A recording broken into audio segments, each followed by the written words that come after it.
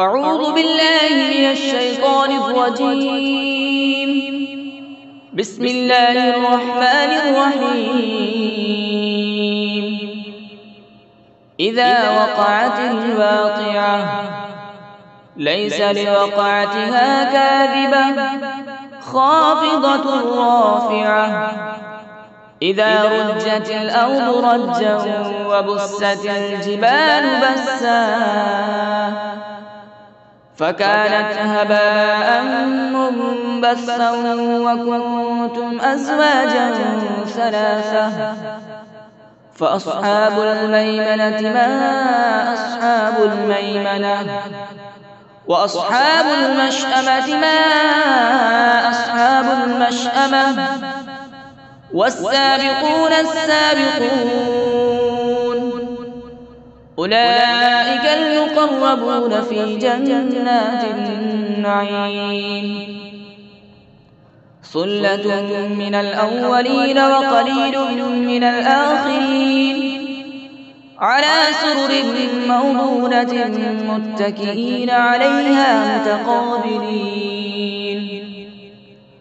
يطوف عليهم ولدان مخلدون بأكواب وأباريق وكأس من معين لا يصدعون عنها ولا ينزفون وفاكهة مما يتخيرون ولحم طير مما يشتهون وحور عين كأمثال اللؤلؤ المكنون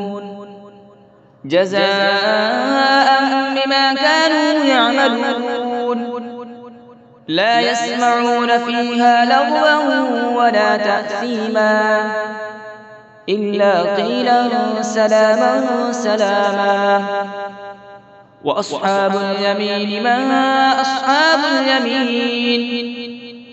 في سدر مخضود وطلح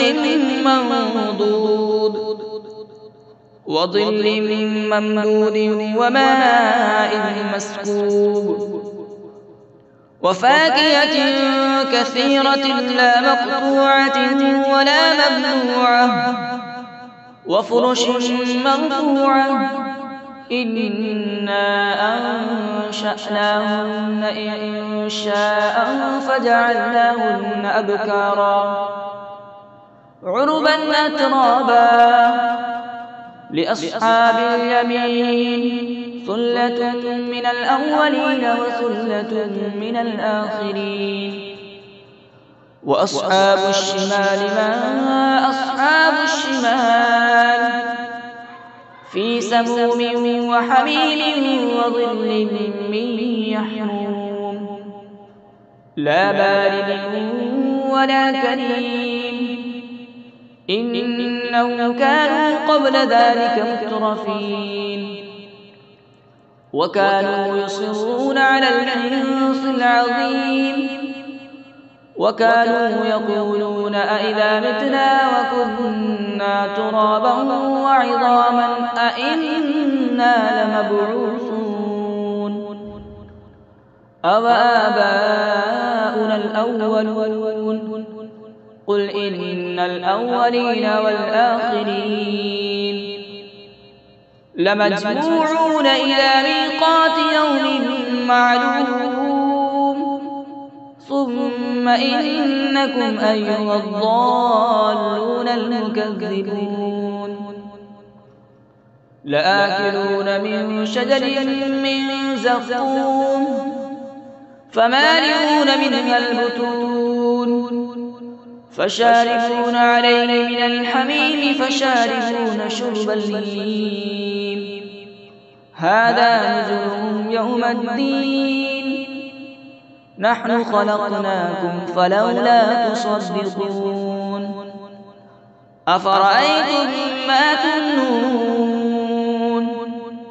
أأنتم تخلقونه أم نحن الخالقون نحن قدرنا بينكم الموت وما نحن بمسبوقين على أن نبدل أمثالكم وننشئكم فيما لا تعلمون ولقد علمتم النشأة الأولى فلولا تذكرون أفرأيتم ما تحرثون أأنتم تزرعونه أم نحن الزارعون لو نشاء لجعلناه حطاما فظلتم تفكهون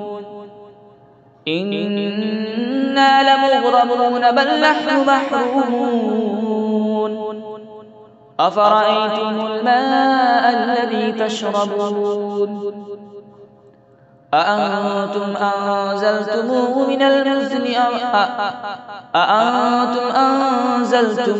من المزن أم نحن المنزلون لو نشاء جعلناه أجاجا فلولا تشكرون أفرأيتم النار التي تورون أأنتم أنشأتم شجرتها أم نحن المنشئون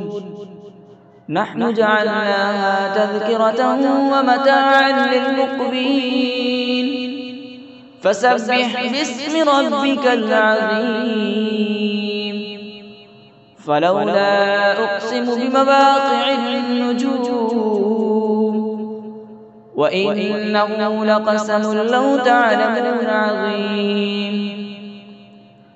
إنه لقرآن كريم في كتاب مكنون لا يمسه إلا المطهرون تنزيل من رب العالمين أفبهذا الحديث أنتم مدهنون وتجعلون رزقكم أنكم تكذبون فلولا إذا بلغت الحلقوم وأنتم حين يومئذ تنظرون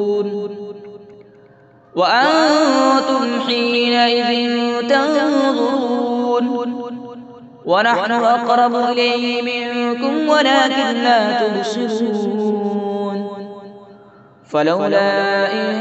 كنتم غير مدينين ترجعونها إن كنتم صادقين فأما إن كان من المقربين فروح وريحان وجنة نعيم وأما إن كان من أصحاب اليمين فسلام لك من أصحاب اليمين وأما إن كان من المكذبين الضالين فنزل من حميم وتسلية جحيم إن هذا لهو الحق اليقين فسبح باسم ربك العظيم صدق الله العظيم.